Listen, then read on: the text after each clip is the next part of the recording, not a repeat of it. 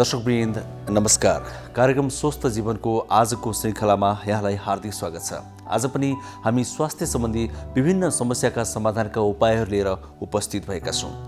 नेपाल सरकार, स्वास्थ्य तथा जनसङ्ख्या मन्त्रालय, राष्ट्रिय स्वास्थ्य शिक्षा, सूचना तथा सञ्चार केन्द्र र नेपाल टेलिभिजन बीचको सहकार्यमा यो कार्यक्रम निर्माण एवं प्रसारण हुने गर्छ।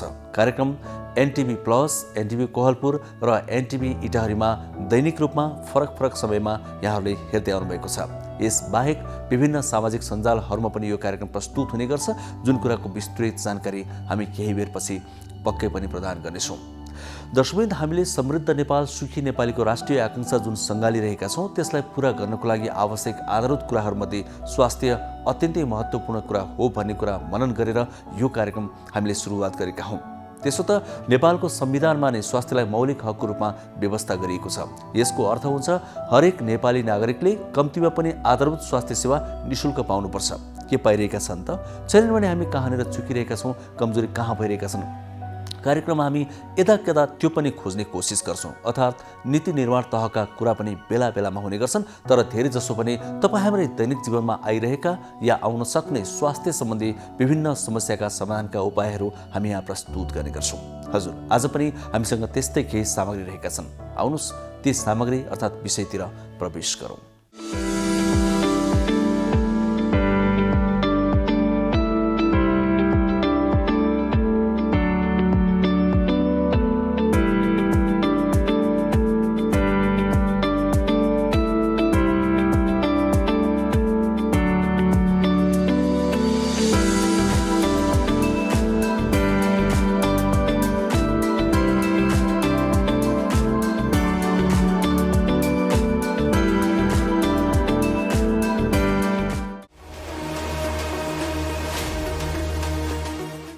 दर्शकवृन्द, एक किसिम कोरोना भाइरसको कुरा गरौँ र कोरोना भाइरसभित्र पनि सङ्क्रमितको सङ्ख्याको कुरा गर्दाखेरि नेपालमा सङ्क्रमण मुक्त हुनेहरूको सङ्ख्या 2,71,000 पुगेको छ। यो निकै ठुलो सङ्ख्या हो। यतिखेर सक्रिय सङ्क्रमितको सङ्ख्या भने जम्मा 870 मात्रै रहेको छ। हुन त कोरोना भाइरस आउनु, सबैलाई दुःख दिनु, थोरै भए पनि व्यक्तिहरूको मृत्यु हुनु खुसीको कुरा पक्कै पनि होइन। तर पनि एउटा खुसीको कुरा के भने हामीले अनुमान गरे भन्दा धेरै कम मृत्युदर हामीले भोग्नु परिरहेको छ। यो भने हाम्रो लागि खुसीको कुरा हो। र नेपाल सरकारले पनि कोरोना भाइरस विरुद्धको भ्याक्सिन लगाउने काममा कुनै कसुर बाँकी नराखी, कुनै सम्झौता नगरी ल्याइरहेको छ र यतिखेर दोस्रो चरणको खोप लगाउने काम पनि चलिरहेको छ। यतिखेरसम्म 8 लाख व्यक्तिहरूले खोप लगाइसकेका छन्। यताकता सामान्य लक्षण देखिए पनि ठुलो समस्या भने खोप लगाएका व्यक्तिहरूलाई देखिएको छैन। यतिसम्म कि ज्येष्ठ नागरिकहरू पनि सुरक्षित रहेका छन्। यस विषयमा विशेष रिपोर्ट आज हामी प्रस्तुत गर्नेछौँ, जुन हाम्रो दैनिक जीवनमा पक्कै पनि लाभदायक हुन्छ। दर्शकवृन्द, आजको कार्यक्रममा हामी थाइरोइड, मधुमेह जस्ता रोगहरूको पनि कुराकानी गर्नेछौँ। यस्ता समस्याहरू पछिल्लो समयमा धेरै बढिरहेका छन्। धेरै व्यक्तिहरू यीबाट सङ्क्रमित हुन थालेका छन्, यी रोगहरूबाट पीडित हुन थालेका छन्। हर्मोनको कारणले हुने यी रोगहरू के रोगहरू हुन्, कस्ता रोगहरू हुन्, यीबाट कसरी बच्ने, लागिसकेको छ भने हामीले कसरी बच्ने, कसरी सतर्क हुने, अनि यी रोग भएका व्यक्तिहरूले कोरोना भाइरसबाट कसरी बच्ने, यी विभिन्न विषयहरूमा हामी आज संवाद गर्नेछौँ। अर्थात् आजको स्वास्थ्य संवादमा मधुमेह, थाइरोइड जस्ता रोगहरूको विषयमा हामी कुराकानी गर्नेछौँ। दर्शकवृन्द, हामीले पछिल्लो समयमा छोटा सामाजिक सन्देशहरू जुन प्रस्तुत गर्ने गरेका छौँ, जुन फरक प्रकृतिका हुन्छन्, फरक विषयका हुन्छन्, तर छोटो समयमा पनि अर्थात् थोरै समयमा पनि हामीलाई धेरै महत्त्वपूर्ण जानकारी तिनले प्रदान गर्ने गर्छन्। आज पनि त्यो क्रमलाई जोड्नेछौँ, जसले कार्यक्रमलाई थप उपलब्धिमूलक बनाउनेछन् भन्ने हाम्रो विश्वास छ। र अन्तिममा एउटा जीवनशैलीको कुरा पनि गर्नेछौँ। अर्थात् हाम्रो जीवनशैली कस्तो हुनुपर्छ, हामी स्वस्थ रहनका लागि हाम्रो खानपान कस्तो हुनुपर्छ, हाम्रो शारीरिक व्यायाम कस्तो हुनुपर्छ भन्ने विषयमा हामीले जुन पछिल्लो समयमा विज्ञहरूका सुझावलाई आधार मानेर एउटा सेगमेन्ट प्रस्तुत गरिरहेका छौँ, त्यसलाई आज पनि जोड्नेछौँ। यो यहाँहरूकै मागको आधारमा र इच्छाको आधारमा हामीले धेरै जसो प्रस्तुत गर्ने गरेका हौँ। एकजना विज्ञले हामीलाई आज पनि निकै महत्त्वपूर्ण कुराहरू बताउनु भएको छ, त्यो पनि हामी प्रस्तुत गर्नेछौँ। यसरी आज हामीसँग यो 1 घण्टाको समयमा फरक र निकै महत्त्वपूर्ण विषयहरू रहेका छन्। आउनु सुरुवातमा भने कोरोना भाइरसको सङ्क्रमणको दर अनि यस विरुद्ध लगाइने भ्याक्सिनको विषयमा हामीले तयार पारेको यो विशेष रिपोर्ट हेरौँ।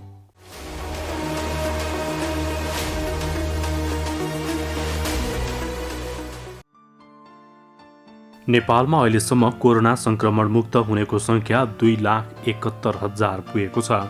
कोरोना मुक्त हुने दर 98.6% छ। संक्रमणबाट मृत्यु हुनेको संख्या 3000 नआएको छ।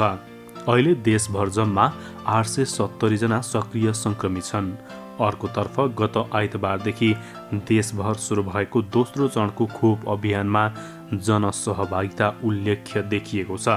देशभरका खोप केन्द्रमा जारी अभियानमा सहभागी सेवाग्राहीले खोप लगाउन पाएकोमा खुसी व्यक्त गरेका छन्।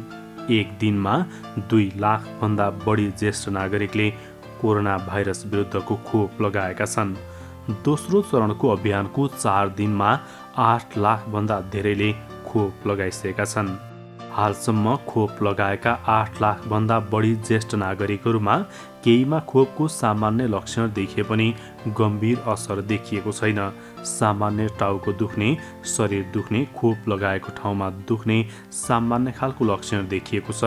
तर अहिलेसम्म जटिल खालको स्वास्थ्य समस्या कसैमा पनि नदेखिएको स्वास्थ्य तथा जनसङ्ख्या मन्त्रालयले जनाएको छ। दोस्रो चरणको खोप कार्यक्रममा सरकारले 65 वर्षमाथिका ज्येष्ठ नागरिकहरूलाई खोप दिँदैछ। यस्तै हिमाली भेगका 15 जिल्लामा भने 55 वर्षमाथिका ज्येष्ठ नागरिकहरूलाई खोप प्रदान गरिनेछ। दोस्रो चरणको पहिलो प्राथमिकतामा करिब 16 लाख ज्येष्ठ नागरिकलाई खोप लगाउने कार्यक्रम रहेको मन्त्रालयले जनाएको छ। स्वास्थ्य तथा जनसङ्ख्या मन्त्रालयले जोखिमका आधारमा ज्येष्ठ नागरिकलाई प्राथमिकतामा राखेको हो। यदि कोरोना महामारीको अर्को लहर सुरु भयो भने जोखिम हुने ज्येष्ठ नागरिक र दीर्घ रोग जस्तै मुटु, मस्तिष्क, फोक्सो, मृगौला रोग र क्यान्सर भएका बिरामीले पनि खोप लगाउन हुने विज्ञहरूले बताएका छन्। तर विगतमा कुनै खोप, औषधि वा खानाले गम्भीर असर देखिएका व्यक्ति, बालबालिका, गर्भवती, कोरोना खोपको पहिलो मात्रापछि गम्भीर एलर्जी भएका व्यक्तिले खोप नलगाउन विज्ञहरूले सुझाव दिएका छन्। खोप लगाएपछि हुन सक्ने अवांछित घटनाको बारेमा स्वास्थ्य कर्मीहरूलाई तालिम तथा अभिमुखीकरण दिएको छ। गम्भीर प्रकारका असरहरूको तत्काल उपचार व्यवस्थापन गर्न प्रत्येक खोप केन्द्रमा औषधि उपचारको प्रबन्ध गरिएको मन्त्रालयले जनाएको छ।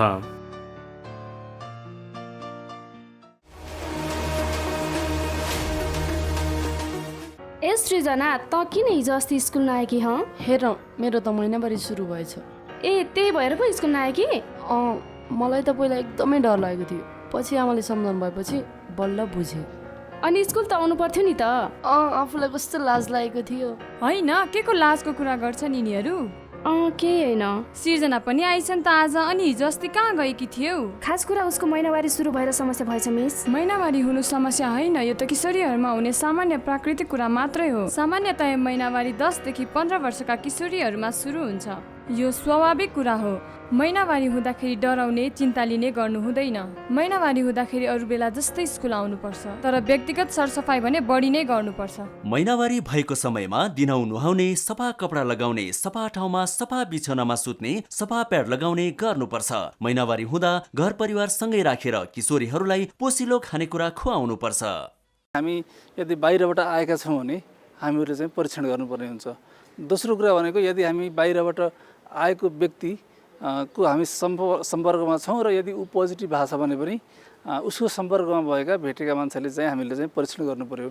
तेस्रो कुरा भनेको जसलाई लक्षण देखिन्छ, जस्तो चाहिँ अब ज्वरो आउनु, सुक्खा खोकी लाग्नु, सास फेर्न गाह्रो हुनु, अथवा एउटा टिपिकल लक्षण के छ भने कोरोना हो कि होइन भन्नको लागि यदि स्वाद र गन्ध दुवैमा अथवा स्वाद र गन्धमध्ये एकमा यदि चाहिँ हरायो भने त्यो अवस्था चाहिँ हामीले चाहिँ पिसिआर टेस्ट चाहिँ हामीले गर्नुपर्ने हुन्छ। स्वाब दिइसकेपछि हामी चाहिँ आफ्नै घरमा अथवा चाहिँ आफू बसेको ठाउँमा हामी क्वारेन्टिनमा बसे जस्तो गरेर हामी चाहिँ कसैसँग नभेट्ने।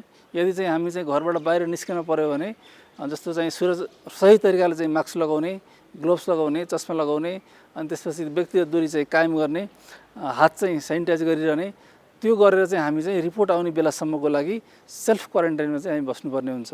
पोजिटिभ भएको छ भने जब चाहिँ हामीलाई फोन आउँछ त्यसपछि चाहिँ हामीले के गर्नुपर्ने हुन्छ भने 3टा चाहिँ उपाय हुन्छ। एउटा कुरा भनेको हामी चाहिँ जस्तो चाहिँ होम आइसोलेसनमा बस्नको लागि, जस्तो हाम्रो चाहिँ छुट्टै फ्ल्याट छ अथवा छुट्टै घर छ हामी भने त्यो अवस्था चाहिँ हामी चाहिँ होम आइसोलेसनमा बस्नु चाहिँ राम्रो हुन्छ। यदि चाहिँ हामीलाई होम आइसोलेसनमा बस्ने चाहिँ वातावरण छैन अथवा हामीले एउटा अथवा दुईवटा कोठा लिएका छौँ, धेरैजना परिवार छौँ भने दोस्रो विकल्प भनेको हामी आइसोलेसन केन्द्रमा जाने र हामीले चाहिँ ओडासँग सम्पर्क गर्ने अथवा चाहिँ हामीलाई जसले फोन गर्नुहुन्छ उहाँसँग सम्पर्क गर्ने र आइसोलेसन केन्द्रमा जाने। र तेस्रो भनेको यदि हामीलाई कडा लक्षण देखिएको छ भने त्यो अवस्थामा हामीहरू चाहिँ हस्पिटल नजाने। यसरी चाहिँ हामीले चाहिँ आफूलाई चाहिँ म्यानेज गर्नुपर्ने हुन्छ। हाम्रो एक सन्तान छ, अर्को तुरुन्तै जन्माउने इच्छा छैन, त्यसैले परिवार योजनाको लामो अवधिका केही अस्थायी साधनहरूको बारेमा सल्लाह लिउँ भनेर आएको। तपाईहरु जस्तो लामो अवधिको गर्भान्तर गर्न चाहनेहरूको लागि इम्प्लान्ट वा आयुसिडी नै ठिक हुन्छ।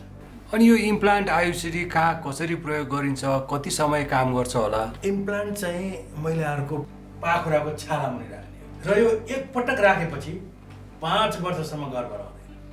अनि आयुसिडी नि?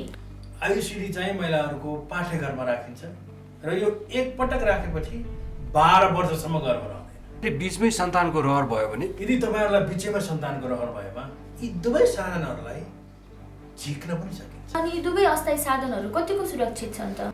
सुरक्षित र प्रभावकारी छन्। तपाईहरुले केही डर मान्नु पर्दैन।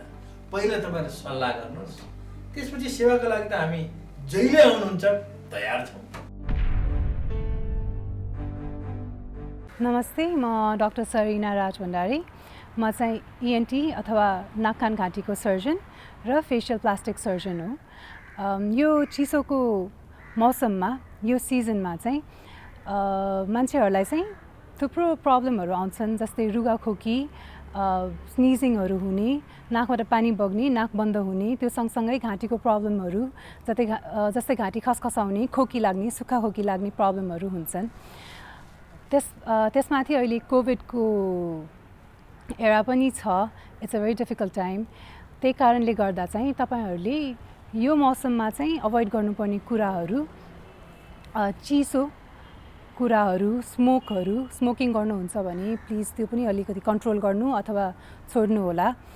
अनि खानपानमा पनि चिल्लो, पिरो, अमिलोहरू चाहिँ अलिकति कम गर्नुहोस्, सो द्याट तपाईँको घाँटीको प्रब्लम पनि धेरै नहोस्। अनि मास्क चाहिँ अनिवार्य रूपमा प्लिज लगाउनु होला। त्यो चाहिँ हाम्रो एकदमै सेफ्टी प्रिकसन नै हो। मास्क पनि तपाईहरूले त्यो कपडाको मास्क र भाल्भको मास्क भन्दा पनि सर्जिकल मास्क लाउनु भयो भने त्यो एकदमै बेटर छ।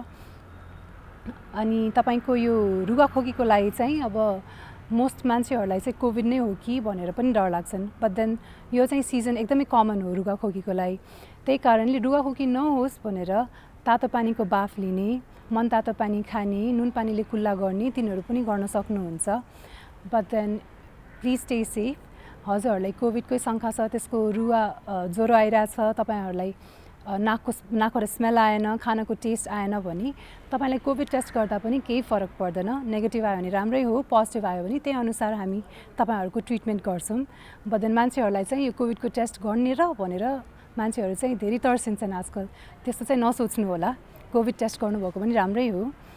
अनि घाँटीको लागि चाहिँ मोस्टली तपाईँको घाँटीमा केही अड्किने त्यस्तो प्रब्लमहरू छ भने सिधै मेडिकलमा गएर एन्टिबायोटिक चाहिँ नलिनु होला है। अब एकपल्ट डक्टरसँग सल्लाह लिएर एलर्जीको कारणले हो कि ग्यास्ट्रिकको कारणले हो कि साँच्चै नै इन्फेक्सन नै हो, त्यो बुझेर मात्र मेडिसिन्स लिनु होला।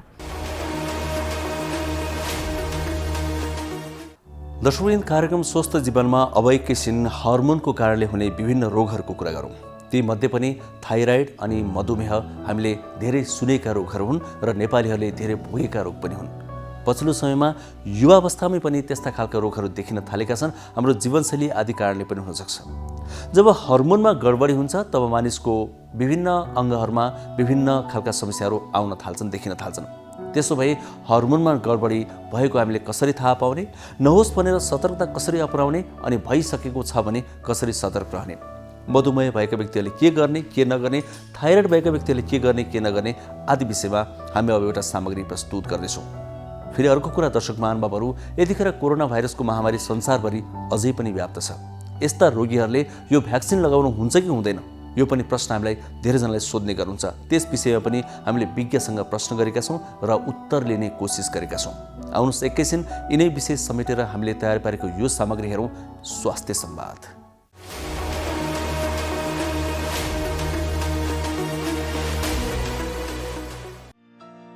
पछिल्लो समय थाइराइड रोगका बिरामी विश्वभर नै बढिरहेका छन्। खास गरी थाइराइड हर्मोनले शरीरको वृद्धि र विकासमा सहयोग गर्दछ। खानालाई शक्तिमा परिणत गर्ने प्रक्रिया नियन्त्रण गर्न थाइराइड हर्मोन आवश्यक पर्छ। थाइराइड ग्रन्थि घाँटीको तलपट्टि हुन्छ, जसले हर्मोन उत्पादन गर्दछ। यसले शरीरको तापक्रम नियन्त्रण गर्नुका साथै विभिन्न अङ्गको काममा मद्दत गर्दछ। तर थाइराइड हर्मोनको घटबडले गर्दा शरीरमा असामान्य असरहरू देखा पर्दछ। थाइराइड रोग लाग्यो भने हर्मोन बढी वा कम उत्पादन हुने समस्या हुन्छ। थाइराइड ग्रन्थिमा समस्या भयो भने थाइराइडको रोग भएको मानिन्छ। थाइराइड ग्रन्थिमै मासु पलाउने, थाइराइड क्यान्सर, हर्मोन बढी वा कम उत्पादन हुने समस्या थाइराइड रोगका प्रकारहरू हुन्। थाइराइड हर्मोनका कारण अहिले धेरै मानिसहरू पीडित छन्। एकातिर धेरै मोटाउने जटिल समस्या छ भने अर्कोतर्फ जति खाए पनि मोटाउन नसक्ने समस्या हुन्छ। डिप्रेसन, अस्वाभाविक तौल बढ्नु, अत्यधिक थकान, कपाल झर्नु, छाला सुक्खा हुनु, महिनावारी गडबड हुनु, बाँझोपन, हात काम्नु, घाँटी सुक्खा हुनु, मुटुको चाल बढ्नु, शरीर झमझम गर्नु आदि थाइरोइडका लक्षणहरू हुन्। मधुमेह, थाइरोइड तथा हर्मोन रोग र उपचारबारे हामीले मधुमेह तथा थाइरोइड विशेषज्ञ डाक्टर कामाख्या शाहसँग संवाद गरेका छौँ। हर्मोन्स भन्नाले चाहिँ नि जुन हाम्रो शरीरमा ग्ल्यान्ड्सहरू छन् होइन, सातवटा ग्ल्यान्ड्सहरू हुन्छन्, त्यो ग्ल्यान्ड्सहरूले चाहिँ नि एनर्जी दिने काम गर्छ है, केमिकल्सहरू निकाल्छ जसलाई हामीले हर्मोन्स भन्छ है। अब यो हर्मोन्सहरू हाम्रो शरीरको विभिन्न अङ्गमा गएर चाहिँ नि उसलाई त्यो अङ्गलाई एनर्जी दिने कामहरू गर्छन्। अब हर्मोन्सको खराबी भएपछि हाम्रो सिम्टम्सहरू, लक्षणहरू लिएर आउने पेसेन्टहरू जस्तो सबभन्दा यङ मान्छेहरू मेरो महिनावारीमा गडबडी भयो भनेर आउनुहुन्छ मेनली है। अदरवाइज मोटापन या म धेरै दुब्लाएँ भनेर आउनुहुन्छ र कुनै कुनै केसेसहरूमा मलाई सुगर लाग्यो या तपाईँको प्रेसर बढ्यो या प्रेसर धेरै घट्यो भनेर पनि आउनुहुन्छ। सो मेन लक्षणहरू चाहिँ नि हर्मोन्सको चाहिँ नि यङ केटीहरूमा चाहिँ नि तपाईँको महिनावारीको गडबडी या धेरै मेरो कपाल झर्यो वा मेरो स्किनमा प्रब्लम्सहरू आयो भनेर लिएर आउने गर्छ। हजुर, जस्तो हर्मोनमा आएको परिवर्तनले गर्दाखेरि मान्छे मोटोपन पनि हुने होइन, अनुहारमा जस्तो पिम्पल्सहरू पनि आउने, चाहे पनि देखिने, एक्कासी ऊ दुब्लो पनि हुने हुन्छ। खास किन चेन्ज आउँछ? खानपिन नमिलेर अथवा कुनै औषधि उसले प्रयोग गरेपछि हर्मोनमा चेन्ज आउँछ अथवा किन आउँछ? अब धेरै जस्तो केसेसमा चाहिँ नि हामीले कारणै थाहा पाउँदैनौँ है। अब यसको अननोन, हामीले इडियोप्याथिक भन्छौँ हामीले यसलाई है, अननोन कज भन्छौँ हामीले धेरै जस्तो केसेसमा। अदरवाइज कहिलेकाहीँ जस्तो इन्फेक्सन्सहरूको कारणले, ग्ल्यान्ड्सहरूमा इन्फेक्सन्सको कारणले पनि हुन्छ र हाम्रो अटो इम्युन डिजिज भन्ने हुन्छ कि यो हाम्रो इम्युन सिस्टम जुन रोगसँग लड्ने शक्ति को चाहिँ नि अलिकति बिग्रेर चाहिँ नि हर्मोन्सहरूलाई चाहिँ नि तलमाथि गर्ने गर्छ। अब यसलाई जस्तो ब्यालेन्समा राख्नलाई चाहिँ जुन दिनचर्या नै त्यही खालको अपनाउनु पर्यो, खानेकुरामा पनि त्यही खालको ध्यान दिनु पर्यो, अथवा कसरी ब्यालेन्समा राख्न सकिन्छ त हर्मोनलाई चाहिँ? अब मेनली अब हर्मोन्सको प्रब्लम हुने कारणहरू हामीले अहिले चाहिँ नि देखिरहेको चाहिँ नि हाम्रो मेन यो हाम्रो टक्सिन्सहरू, केमिकल्सहरू धेरै युज गर्छौँ, पोल्युसन्सहरू धेरै भइरहेछ होइन। सो त्यो कारणले पनि हामीले हर्मोन्सको रोगहरू देखिरहेको पनि हुनसक्छ। जीवनशैली राम्रो भएन भने होइन पनि हर्मोन्सको कारण हर्मोन्सहरू तलमाथि हुनसक्छ। हर्मोन्सको रोग भइसकेपछि चाहिँ नि तपाईँको आफ्नो लाइफस्टाइललाई ठिक पार्नको साथसाथ उपचार, समयमै उपचार लिनलाई चाहिँ नि एकदम जरुरी छ। उपचार चाहिँ कस्तो हुन्छ यसमा? अब के हर्मोन्सहरू रोग हो त्यो हामीले पहिला डायग्नोज गर्न पर्यो, अनि त्यो हर्मोन्सको रोग अनुसार हामीले उपचार गर्छौँ। जस्तो अहिले हाम्रो मेन कमन हामीले हर्मोनको रोग देख्ने हो थाइरोइडको प्रब्लम होइन, थाइरोइड घटेको छ कि बढेको छ कि होइन, त्यो अनुसार चाहिँ नि हामीले उपचार सुरु गर्छ। हर्मोनमा कुनै गडबडी आयो भने चाहिँ देखिने रोगहरूमा एउटा थाइरोइड भयो होइन, मेनली अर्को सुगर पनि हुन्छ हर्मोनको कारणले। अब हामीले इन्सुलिन भन्ने जुन हर्मोन हुन्छ हाम्रो प्यान्क्रियास भन्ने ग्रन्थीबाट निक्लिन्छ, यो इन्सुलिनलाई पनि हामीले हर्मोनै भन्छौँ र हर्मोनको यो इन्सुलिनको गडबडीको कारणले पनि तपाईँको सुगर बढ्ने गर्छ।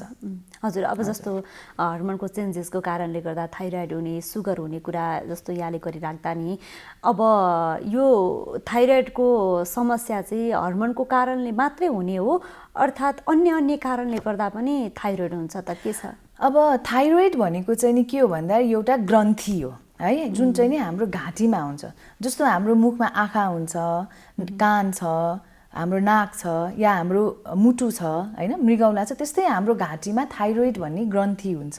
सो त्यसमा रोग लागेपछि चाहिँ नि हामीले थाइरोइड भयो भन्छौँ कि। सो त्यसमा चाहिँ नि तपाईँको हामीले मेनली 3टा रोग देखिन्छ। एउटा त्यो थाइरोइड भन्ने ग्रन्थिले कम काम गर्ने जसलाई हामीले हाइपोथाइरोइडिजम भन्छौँ, वा बढी काम गर्ने जसलाई हामीले हाइपरथाइरोइडिजम भन्छौँ, र अर्को थर्ड यसको रोग भनेको ट्युमर र क्यान्सर है। अब यसमध्येमा सबभन्दा कमनली हामीले 10 जनामा 8 जनालाई देखिने रोग चाहिँ नि यसले कम काम गर्ने हुन्छ, जसलाई हामीले हाइपोथाइरोइडिजम भन्छ। भनेपछि पछि क्यान्सरसम्म हुने सम्भावना हुन्छ? वेल, यो तपाईँको क्यान्सर चाहिँ नि एउटा थर्ड क्याटेगोरीमा हामीले राख्छौँ है। अब यो थाइरोइडको या थाइरोइड कमी या कम काम गरे या बढी काम गर्नेलाई क्यान्सर हुन्छ भन्ने नै छैन है। थाइरोइडले नर्मल काम गरिरहेछ, तर त्यसमा क्यान्सर पनि हुन देखिन सक्छ। डाक्टर साहब, त्यसो भए यसबाट कसरी बच्ने त? जुन थाइरोइड हुनबाट अहिले त अधिकांश युवतीहरूमा पनि यो रोग देखिन्छ कि, अब कसरी बच्ने त त्यसो भए? अब मैले पहिले पनि भने, अहिले थाइरोइड या हर्मोनल रोगहरू देख्ने कारण हाम्रो इन्भाइरोमेन्टमा, हाम्रो हावापानीमा धेरै केमिकल्स, टक्सिन्स, पल्युसन्सहरू भएर पनि यो थाइरोइडको प्रब्लम देखेको हुनसक्छ। वा आइमाईहरूलाई धेरै देखिने कारण चाहिँ नि तपाईँको यो हाम्रो शरीरमा महिनै पछि हर्मोनल चेन्जेसहरू हुन्छ।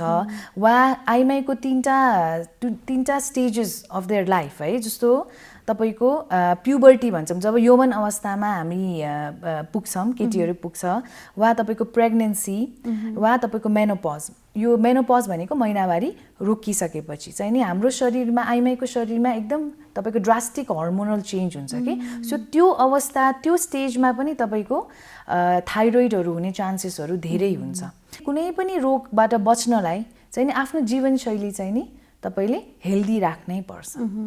जस्तो थाइरोइड भइसकेपछि उपचार कसरी हुन्छ यो होइन? अब एकचोटि भइसकेपछि यो औषधि खाइसकेपछि ठिक हुने हो, अथवा कति खानुपर्ने हो, कति वर्षसम्म खानुपर्ने हो, कसरी ठिक हुन्छ, कसरी निको हुन्छ थाइरोइडको बिरामी चाहिँ? हजुर, अब सबभन्दा पहिला थाइरोइड तपाईँको बिग्रियो किन हैन, कारण चाहिँ नि हामीले पहिला खोज्छौँ, कारण अनुसार हामीले उपचार गर्छौँ।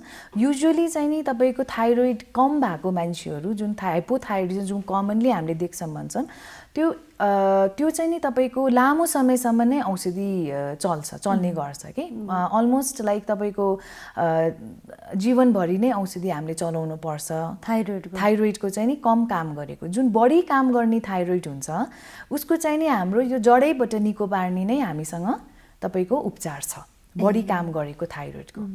तर हामीले जुन कमनली देखिरहेको हुन्छौँ यो हाइपोको चाहिँ नि लामो समयसम्म औषधि खान पर्ने हुन्छ। अब त्यो हामीले जाँच गरेर के कारणले थाइरोइड भएको हो हैन, र तपाईँको यो जुन औषधि हामीले चलाउँछौँ थाइरोइड कम भएपछि यो लेभोथाइरोक्सिन भन्ने जुन चलाउँछौँ एकदमै राम्रो औषधि हो। त्यो औषधिको कुनै पनि साइड इफेक्ट छैन, किनभने त्यो औषधि तपाईँको भर्खर पाएको बच्चालाई पनि दिन मिल्ने औषधि हो, गर्भवती महिलाले खान मिल्ने औषधि हो। सो यो औषधि तपाईँले जीवनभर खान परे पनि तपाईँले कुनै पनि यसमा तपाईँले समस्या या हेजिटेसनहरू गर्नु पर्दैन। हजुर, अब यो त थाइरोइडको उपचार औषधि कस्तो छ भन्ने कुरा रह्यो होइन। एउटा व्यक्तिले कसरी थाहा पाउने कि मलाई थाइरोइड भएको छ है भनेर चाहिँ? हजुर, यसको लक्षणहरू के कस्ता हुन्छन् त? अब सबभन्दा मेन थाइरोइड जुन कम काम गर्ने हाइपोथाइरोइडिजमकै कुरा गर्दाखेरि चाहिँ नि महिनावारी गडबडी भयो, या बच्चा पेटमा आउन गाह्रो भइरहेछ मेरो, त्यो लिएर आउनुहुन्छ, कपाल झऱ्यो भनेर आउनुहुन्छ, म मोटाएँ भनेर आउनुहुन्छ, मेरो एकदमै घाँटीमा अप्ठ्यारो भयो हैन, मेरो छालामा प्रब्लम भयो है कोहीहरू त म जाडो नै सहन सक्दिनँ भनेर आउनुहुन्छ है मेनली चाहिँ नि हामीले यी लक्षणहरू चाहिँ नि देखिरहन्छ भनेको जस्तो लक्षण चाहिँ एक्कासी धेरै नै मोटाउने एक्कासी अथवा धेरै दुब्लाउने एक्कासी अथवा उसको कपाल चाहिँ कपाल झर्ने या मलाई एकदमै विक फिल भइरहेछ म एकदम मलाई सुतिराख्न मात्र मन लाग्छ मलाई जागरै आउँदैन पहिला म एकदमै एक्टिभ मान्छे अहिले चाहिँ नि मलाई सुतिराख्न मन लाग्छ काहीँ उठ्नलाई पनि गाह्रो हुन्छ मलाई यिनीहरू चाहिँ नि लक्षण लिएर आउँछन् हजुर त्यो खालको लक्षण देखियो भने चाहिँ जस्तो हाम्रो जुन प्रोग्राम हेरेर बस्नुभएको दर्शकले पनि त्यो खालका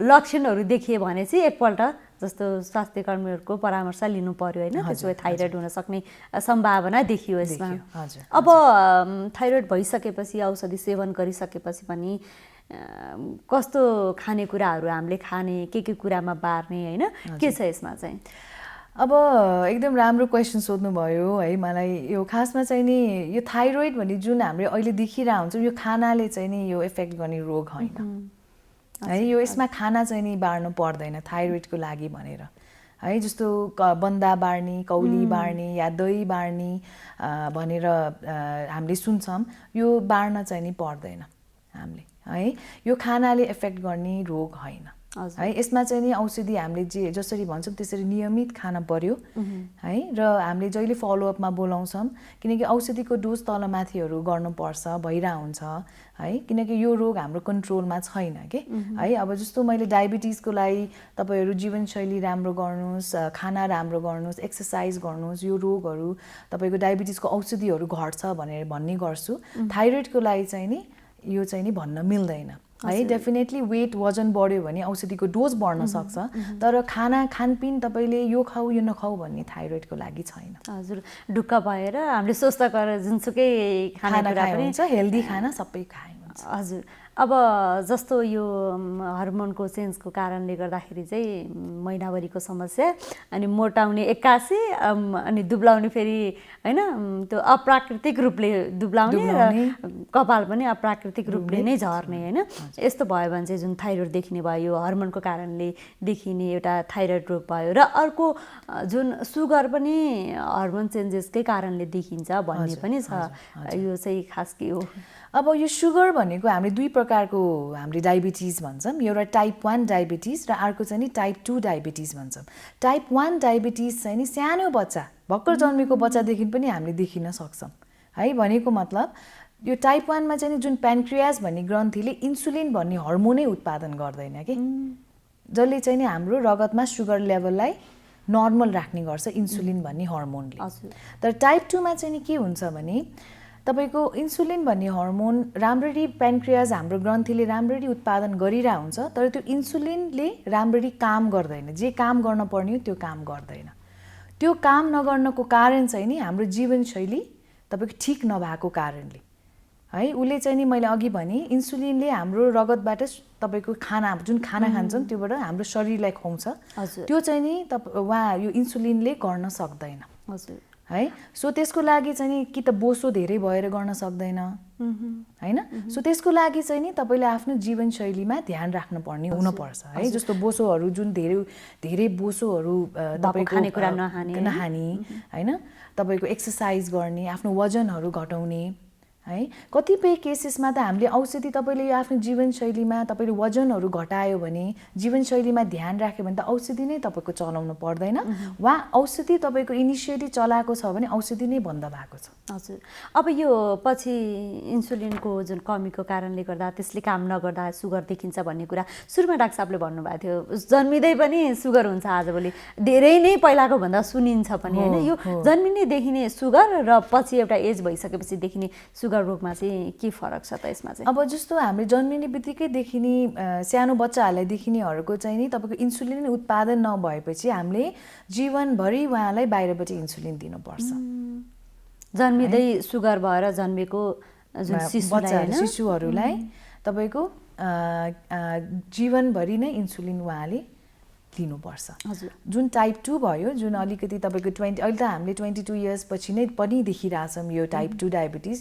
जुन चाहिँ लाइफस्टाइलले गर्दा हुने उहाँलाई चाहिँ नि हामीले औषधि चाहिँ नि दिन मिल्छ हजुर औषधिबाट आफ्नो औषधि खाने जीवनशैली राम्रो गर्ने तपाईँले आफ्नो मेहनत गर्नुभयो भने औषधिहरू सबै बन्द पनि हुन्छ। हजुर डाक्टर साहब, जस्तो जन्मिँदै शिशुलाई देखिने सुगर नि जुन जस्तो आमाले बच्चा जुन पेटमा हुँदाखेरि त्यो खालको खानेकुरा नखाएर अथवा केही कारणले गर्दा जन्मिँदै सुगर हुन्छ अथवा आमालाई भएको थियो त्यही भएर शिशुमा जन्मिने साथै देखियो भन्ने हुन्छ, अथवा किन हुन्छ जन्मिने बित्तिकै चाहिँ सुगर? यो पनि हामीले कारण चाहिँ नि थाहा पाउन अहिलेसम्म हामीले थाहा पाएको छैन। हजुर, अब पछि चाहिँ के पनि भनिन्छ भने यो चाहिँ वंशानुगत पनि आउँछ होइन, आफ्नो जुन अगाडिको पुस्तालाई भएको छ भनेदेखि अर्को पुस्तालाई पनि सुगर देखिन्छ भन्ने छ नि, यो चाहिँ कतिसम्ममा हुन्छ, यो के छ प्रतिशत चाहिँ?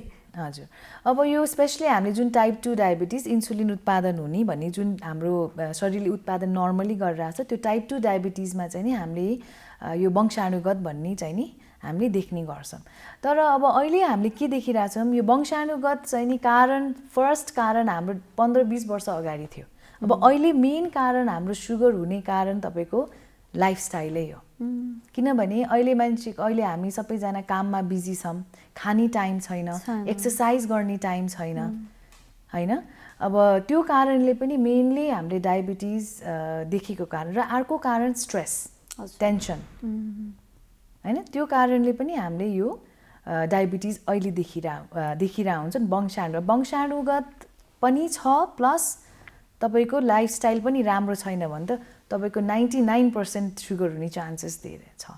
वंशानुगत छ र लाइफस्टाइल राम्रो छ भने हाम्रो 70% चाहिँ नि चान्सेस चाहिँ नि। हजुर हजुर, अब सुगर भइसके पछाडि जुन औषधि लिँदा पनि हामीले कस्तो खानेकुराहरू खाने त? अब अहिले के छ भने नेपालीहरूको भान्सामा त सामान्यतया पाक्ने त दाल भात हो नि त होइन, राइस जुन नखाने पनि भनिन्छ, जस्तो सुगरको मात्रा पनि चाहिन्छ शरीरमा भनिएको छ, फेरि सुगर पनि नलिने भनिएको छ। औषधि प्रयोग गरिसकेपछि चाहिँ कस्ता कस्ता खानेकुराहरू खाँदा हुन्छ त सुगर भएको बिरामीले? सुगर लागिसकेपछि मात्र होइन है, सुगर नलाग्न दिनलाई पनि हामीले यो खानपिनमा एक्सर्साइजमा ध्यान दिन पर्यो है। किनभने एकपल्ट सुगर देखिसकेपछि, डायबिटिज देखिसकेपछि यो दीर्घकालीन रोग हो होइन।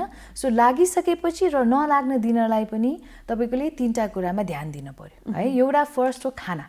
अब खाना छोड कसले पनि भनेको छैन, किन खाना नखाइकन मान्छेहरू बाँच्दैनन् है।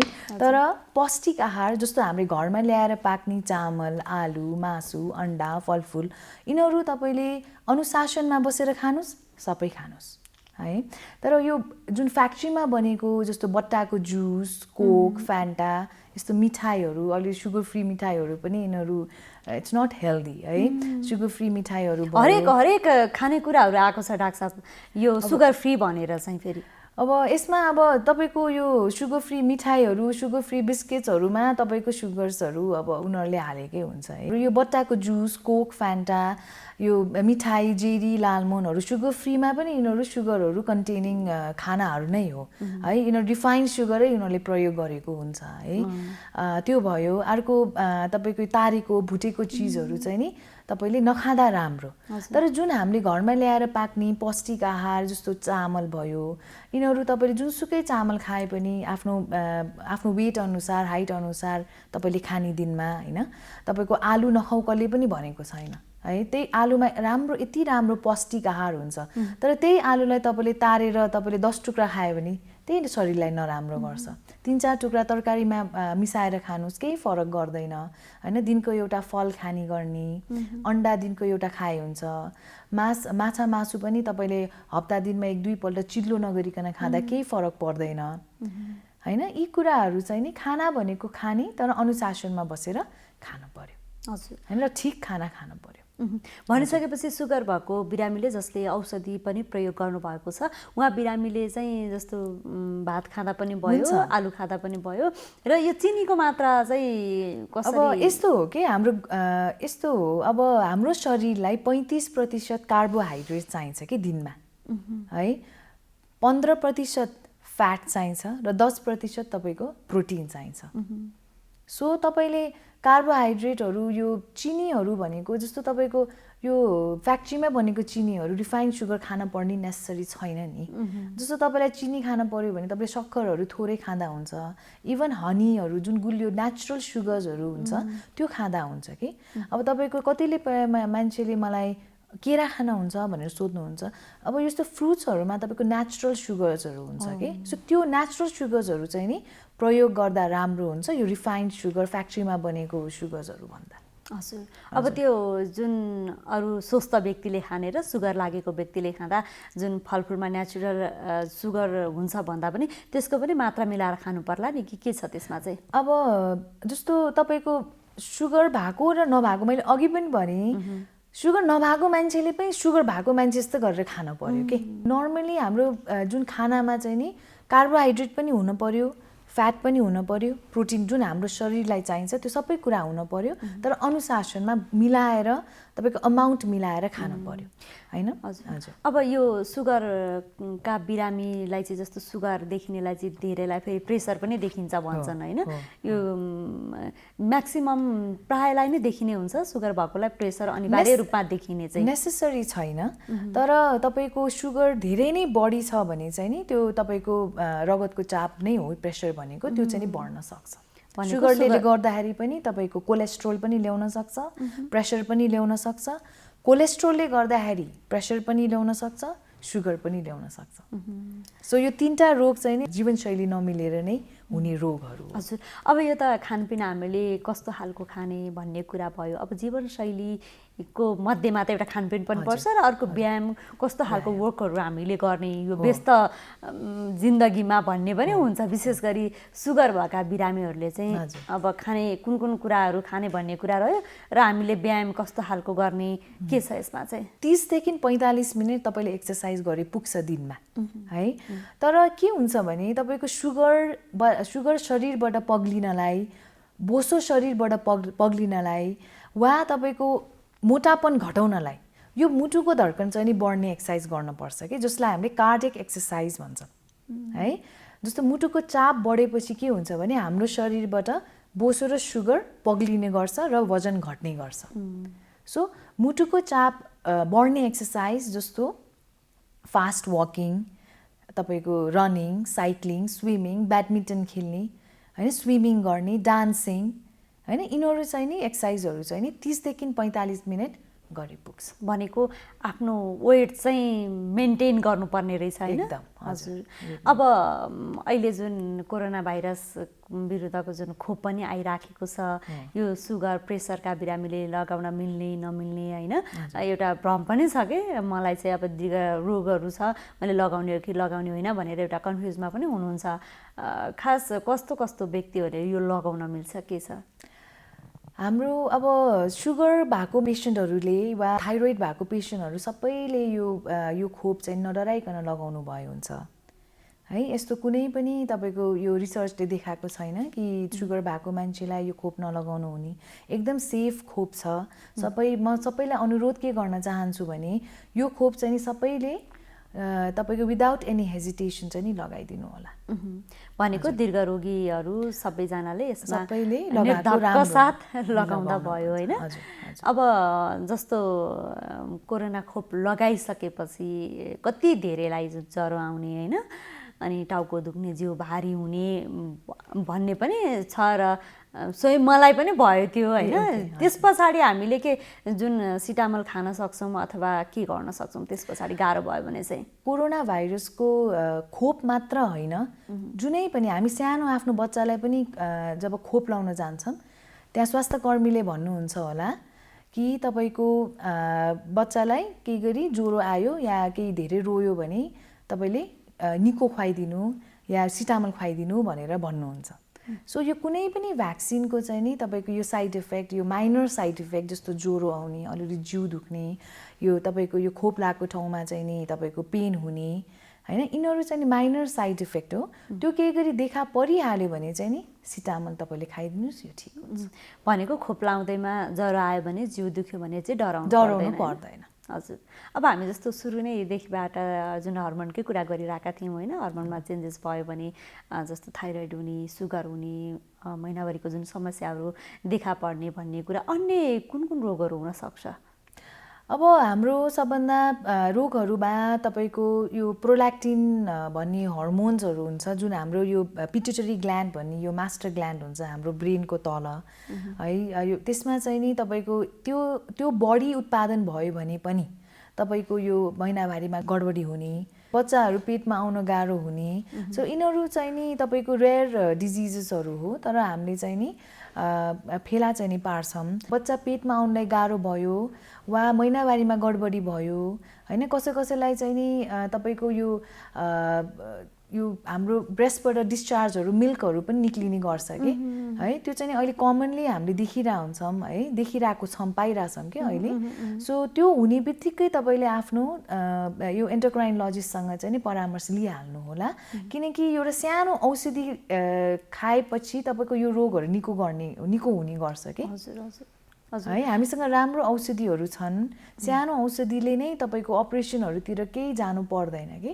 अब अरू सिभियर तपाईँको यो हर्मोनल रोगहरू भनेको कुशिङ सिन्ड्रोमहरू हुन्छ, जुन हाम्रो यो किडनीको माथि एउटा एड्रिनल ग्ल्यान्ड भन्ने हुन्छ, त्यसको रोगले गर्दाखेरि पनि यो तपाईँको कुशिङ सिन्ड्रोमहरू तपाईँको देखिने गर्छ, प्रेसरहरू तलमाथिहरू देखिने गर्छ, वजनहरू कम हुने गर्छ।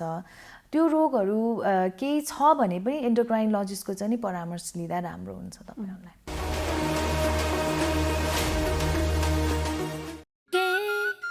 हात धुन्छौ र साबुन पानीले धुन्छु नि, कति बेला धुन्छौ र छिनछिनमै धुन्छु नि,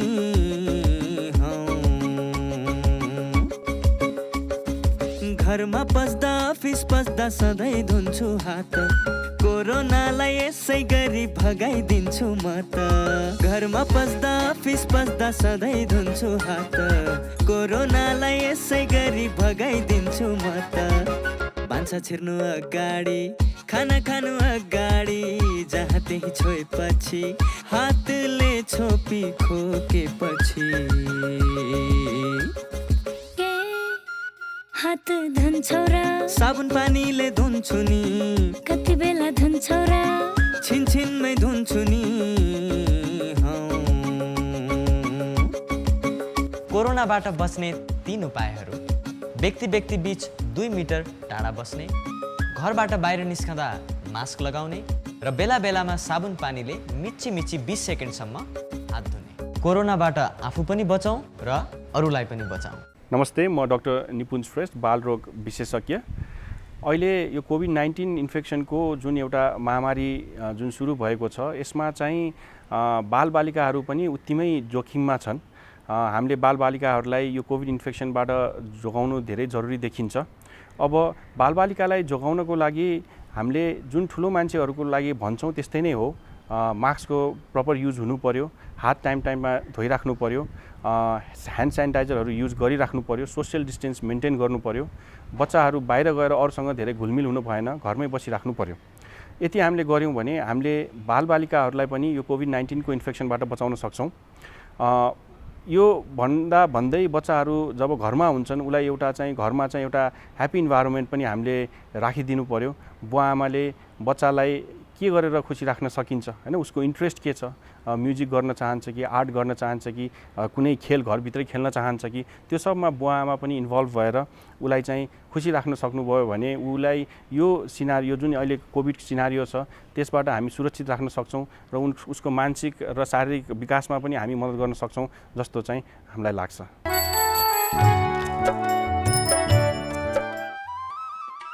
अच्छा काका, आइ काल्हि तऽ अहाँके जखन तखन हम चिंतामे देखै छियौ। की कहियौ जोगेंद्र, हमरा तऽ बड़का बीमारी भऽ गेल। बड़का बीमारी? हमरा तऽ टीबी भऽ गेल।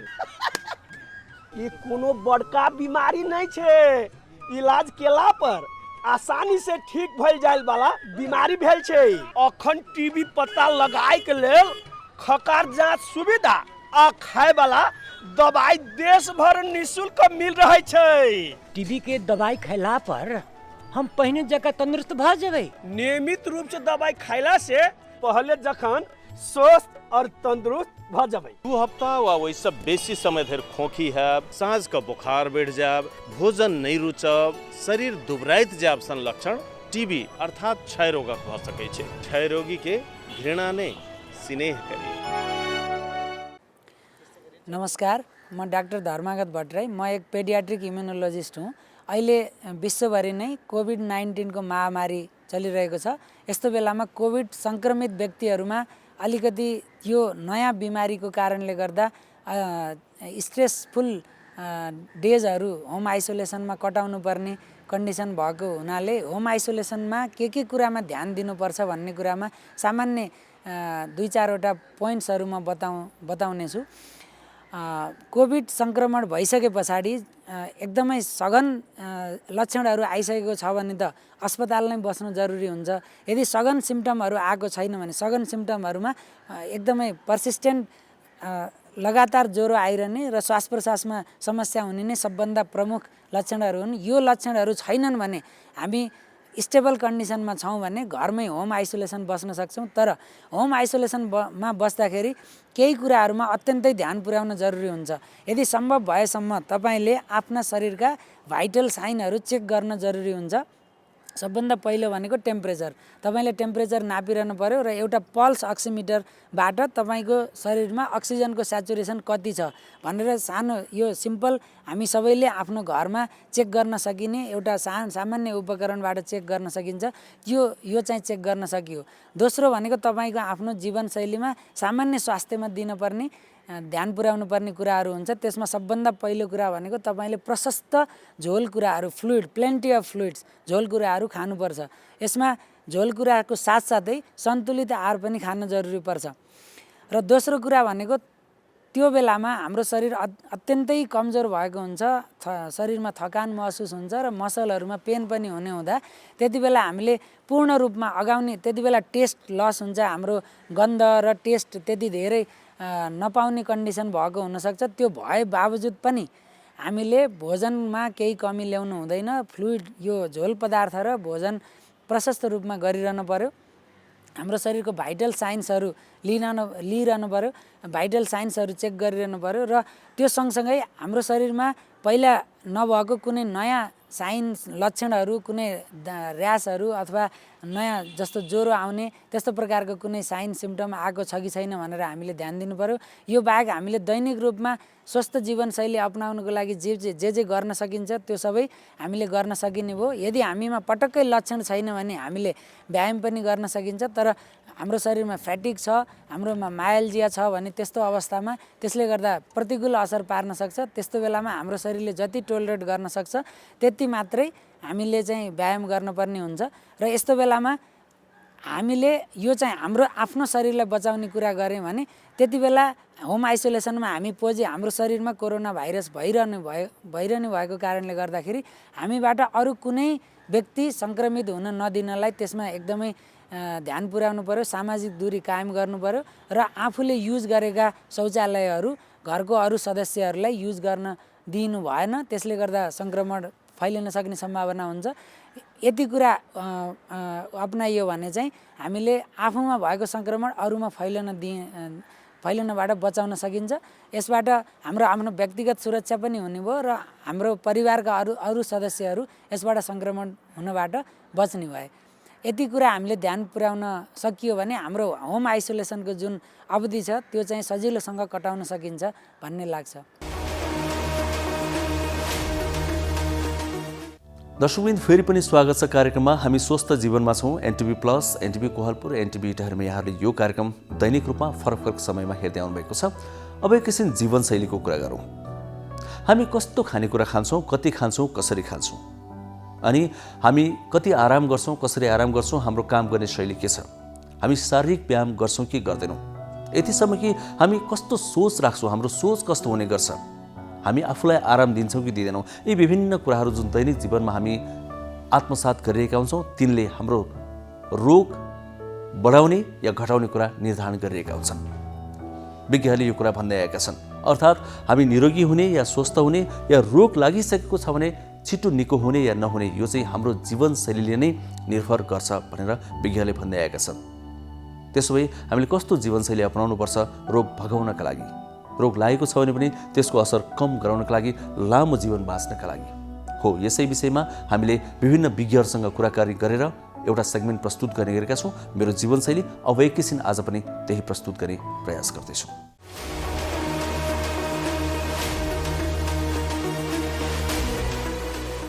यो नशा सम्बन्धी रोगको कुरा गर्दाखेरि एकजना मान्छेले स्वस्थ रहनको लागि अब आफ्नो दैनिक जीवनमा ध्यान दिनुपर्ने कुराहरू धेरै छन्। अब जस्तै मस्तिष्काघातको कुरा गर्ने हो भने आफूले दिनदिनै केही शारीरिक व्यायाम गर्नु पर्यो, मानसिक तनाव कम गर्नु पर्यो। त्यसको साथसाथै अब वेट बढ्न दिनु भएन, हैन, आफ्नो शरीरको वजन बढ्न दिनु भएन।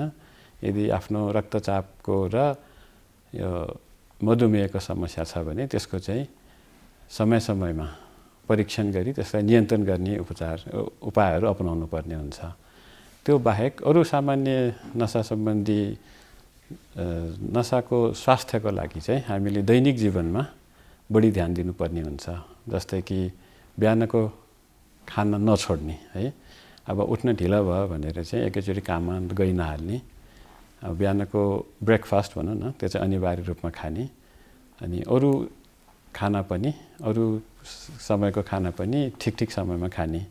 अनि त्यस्तै चाहिँ बेलुकी छिटो सुत्ने र राति काम नगर्ने सकेसम्म, यी चिजहरूबाट पनि हामी चाहिँ आफूलाई स्वस्थ राख्न सक्ने हुन्छ। यो कोभिडको खोपको कुरोमा खोप लगाउँदाखेरि कसैलाई अलिअलि ज्वरो आउने यस्तो खालको सामान्य रियाक्सन हुनसक्छ। त्यो भनेको एकदमै नर्मल कुरा हो। तर त्यो खोपले तपाईँलाई चाहिँ कोभिड जस्तो खतरनाक हुन सक्ने रोगबाट चाहिँ बचाउँछ। त्यसकारण यो खोपको बारेमा विश्वको धेरैवटा देशहरूमा धेरै किसिमका परीक्षणहरू भइसकेका छन् र यो खोप चाहिँ सबै हिसाबले सुरक्षित देखिएको छ। र विभिन्न यो खोपको चाहिँ प्रभावकारिता अलिअलि फरक भए पनि सबैभन्दा कम प्रभावकारी मानिने खोप पनि 80% जति चाहिँ प्रभावकारी छ।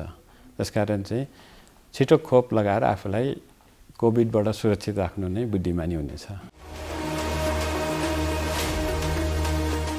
कोरोना भाइरस महामारीको अवस्थामा सुरक्षित गर्भावस्था। गर्भावस्था एक विशेष अवस्था हो, चाहे कोरोना भाइरस कोभिड-19 महामारीको बेला नै किन नहोस्। विपद वा सामान्य अवस्था जे भए तापनि गर्भवती तथा उनको गर्भमा रहेको बच्चालाई विशेष हेरचाह र स्याहार चाहिन्छ। गर्भवतीमा पनि कोरोना भाइरसको संक्रमण हुन सक्छ। त्यसैले कोभिड-19 का लक्षणका साथै गर्भावस्थामा देखिन सक्ने खतराका लक्षणहरूबारे जानकारी राखौं। गर्भावस्थामा देखिने खतराका लक्षणहरू: टाउको साह्रै दुख्नु, आँखा तिरमिराएर धमिलो देखिनु, हात तथा मुख सुनिनु, हात खुट्टा अरुरो भई काँप छुट्नु वा मूर्छा पर्नु, कडासित तल्लो पेट दुख्नु, योनिबाट रगत वा पानी बग्नु। यी मध्ये कुनै पनि खतराका लक्षणहरू देखा पर्ने बित्तिकै तुरुन्तै नजिकैको स्वास्थ्य संस्थामा जाँच्न लैजानु पर्दछ। नियमित गर्भवती जाँच तथा खतराका लक्षणको समयमै पहिचान गरी गर्भावस्थालाई सुरक्षित बनाऊ। कोभिड-19 सम्बन्धी कुनै पनि जिज्ञासा वा परामर्श चाहिएमा पैसा नलाग्ने कल सेन्टर 1115 वा 1133 मा सम्पर्क गरौँ। कोरोना महामारीको बेलामा सबैभन्दा महत्त्वपूर्ण कुरा भनेको मास्क हो सुरक्षाको लागि। त्यसैले मास्कको बारेमा चाहिँ थाहा पाउनु एकदमै जरुरी छ।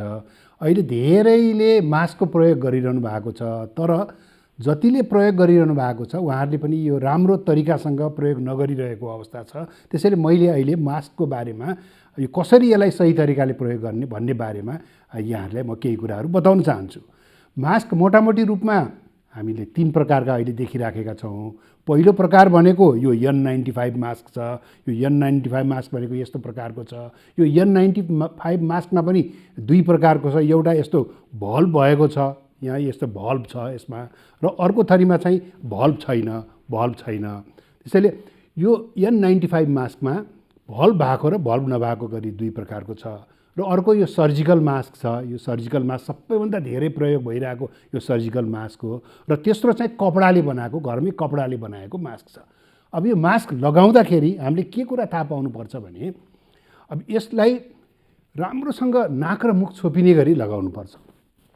यसरी राम्रोसँग नाक र मुख छोपिने गरी मास्क लगाउनुपर्छ र मास्क लगाउँदाखेरि यो भागमा समाउनुपर्छ। यो भागमा मास्कमा समाउनु हुँदैन कि यो कानमा अड्काउने भागमा समाएर अनि यसलाई यस प्रकारले लगाउनुपर्छ। टप्प हुने गरी नाक, गाला, तलको चिउरो कतैबाट पनि हावाभित्र बाहिर नआउने गरी यो लगाउनुपर्छ।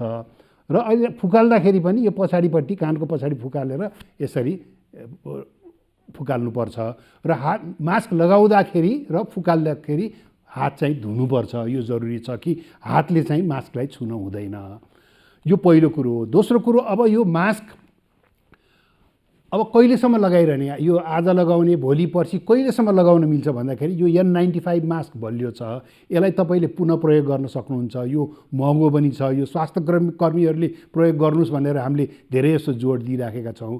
यसलाई चाहिँ लगाइसकेपछि घरमा गएर एकचोटि पखालेर साबुन पानीमा पखालेर घाममा सुकाइदिँदाखेरि हुन्छ भने यो सर्जिकल मास्क जुन चाहिँ धेरै आम नागरिकहरूले प्रयोग गरिरहनु भएको छ, यसलाई दोहोऱ्याएर प्रयोग गर्न हुँदैन। यो डिस्पोजेबल हुन्छ, एकचोटि लगाएपछि यसलाई फाल्नुपर्छ। तर अब केही कारणले गर्दा यसलाई दोहोऱ्याएर फेरि प्रयोग गर्नु पर्यो भने यसलाई धुन हुँदैन, धोएपछि यो बिग्रन्छ।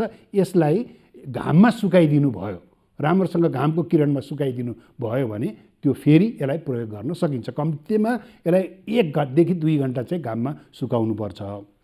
त्यसैले यो मास्कको बारेमा हामीले यति कुरा। अर्को कुरा के छ त भन्दाखेरि कपडाको मास्क पनि उत्तिकै प्रभावकारी छ। अब कपडाको मास्क तपाईँले 3वटा लेयर, 3वटा तहको कपडाको मास्क बनाउन सकिन्छ र त्यसलाई घरमा मजाले धोएर त्यसलाई घाममा सुकाएर पुनः प्रयोग गर्न सक्नुहुन्छ। त्यसैले मास्कै नलगाउनुभन्दा जस्तो प्रकारको मास्क भए पनि मास्क लगाउन उचित हुन्छ। र अहिले कोरोना भाइरसबाट बच्ने सबैभन्दा महत्त्वपूर्ण हतियार भनेको मास्क नै हो। त्यस कारणले यो मास्कलाई चाहिँ सही तरिकाले लगाउनुहोस् भन्ने मैले अनुरोध गर्न चाहन्छु। स्वास्थ्य सम्बन्धी महत्त्वपूर्ण नम्बरहरू। स्वास्थ्य सम्बन्धी कुनै पनि जानकारी र सहयोगका लागि स्वास्थ्य तथा जनसङ्ख्या मन्त्रालयका हटलाइन नम्बरहरू 1115 र 1133 वा मोबाइल नम्बर 985112 55839। एम्बुलेन्स सेवाको लागि 102 र 112। वैदेशिक रोजगारीको क्रममा स्वास्थ्यमा समस्या भएमा, अन्य सहयोग वा जानकारी आवश्यक परेमा श्रम, रोजगार तथा सामाजिक सुरक्षा मन्त्रालयको हटलाइन नम्बर 1141। शान्ति, सुरक्षा र अन्य सहयोगका लागि नेपाल प्रहरीको नम्बर 100।